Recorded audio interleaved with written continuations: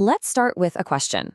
Have you ever wondered if 96% of people spend their entire lives trading time for money? What in the world are the other 4% doing differently? The answer isn't about working harder, not at all. It's about understanding the rules of a game most of us don't even realize we're playing. You see, the reason so many of us feel stuck on a financial treadmill isn't some kind of personal failure. It's because we're living through a quiet but massive global pandemic. And no, not a biological one, but a pandemic of perspective, a pandemic of financial illiteracy. But we need to redefine that term. Financial illiteracy isn't just about not knowing what a stock is or how a bond works. It's actually a conditioning system. It's a way of thinking that makes almost everyone behave the exact same way with money. We save the same, we retire the same, we spend the same, all without any real regard for our own personal strategy or timing or purpose. It's a system we just inherit and we pass it down without even thinking about it.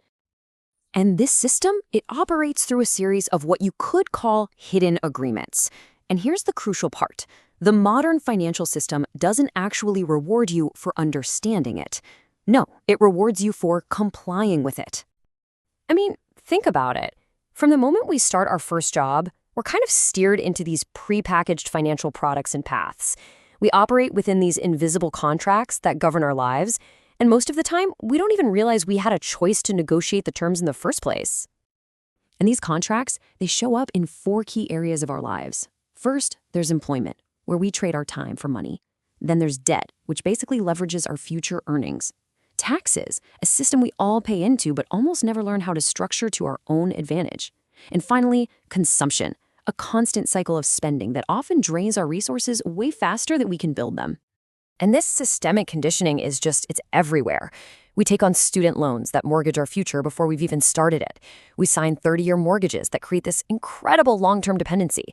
And what about the traditional 401k? You're told to put money in, but the structure itself can be seriously flawed. It often just delays your taxes until you're older and more vulnerable, and it can leave you totally exposed to market crashes right when you need that money the most. Our source material really puts it perfectly with this quote. When your financial future is locked away in a system you don't actually control, you've essentially just handed over the key to a vault that was built by strangers. So what's the alternative to all this? Well, it's about moving from that homogenized compliance to something called financial differentiation. This is all about building a sovereign system, one that is completely unique to you and one that creates a totally different financial reality. And the contrast between these two paths is, well, it's stark.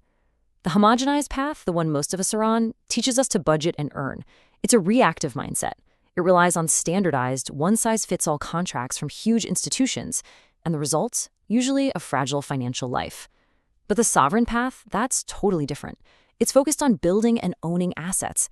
It's a mindset of creation, using personalized contracts to engineer a system designed not just for retirement, but for generational continuity. This isn't just about having more money in the bank. It's about engineering a structure that liberates your own inner authority. Think of it this way.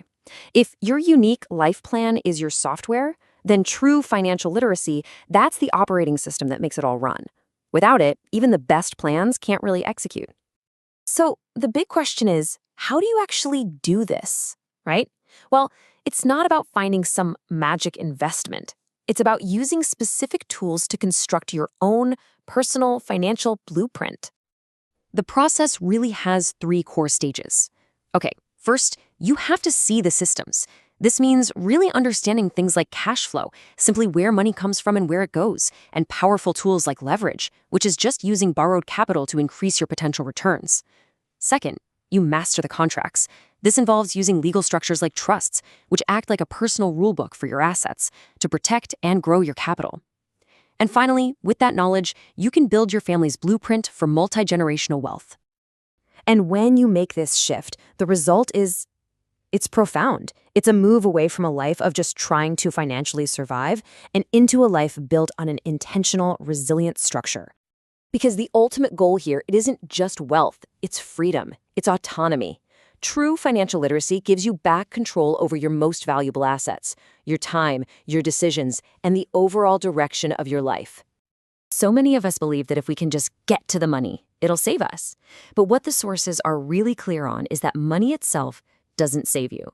Understanding how to make it your servant, your employee, that's what creates freedom. The more you understand how it all works, the less it gets to dictate your choices. And this is the beautiful part. This is where it all connects back to living an authentic life. When your financial system is sovereign, when it preserves your energy instead of draining it, you create the space for your true self to finally operate. You can make decisions from a place of clarity, not from a place of frustration or exhaustion. So let's end with this powerful thought. We are in a new age, a shifting cycle, where that old, homogenized dependency is becoming more and more fragile. Financial literacy is not a luxury skill anymore. It's a survival code for this new age of autonomy. It's time to learn the language of money before it continues to speak for you. So, what's the crucial point to take away from all of this? It all starts with awareness. Awareness of the systems that you're in and the awareness that you actually have a choice. Because really, awareness is wealth and literacy is freedom.